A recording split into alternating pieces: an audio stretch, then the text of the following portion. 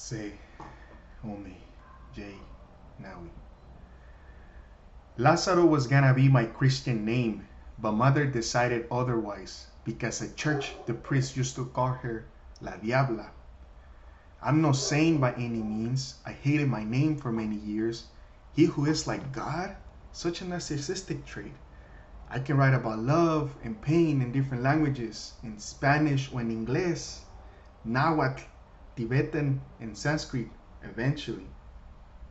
For to feel pain is to be alive. Hate is not the opposite of love. I think it's indifference, if I have to guess. He who is like God, such a narcissistic trait. Son, you have a lifetime to understand, the internal voice replies. No puedes ofrecer frutos de semillas sin plantar. Para poder amar al prójimo, amor propio, tienes que cultivar. Difícil de entender, facil de explicar. Lazaro was gonna be my Christian name. It doesn't matter how you name the flesh. We come to this earth to suffer, learn and serve, leaving behind a path generations can walk. The internal voice asks, son, do you understand? Affirmative, I reply. I follow your lead, Captain.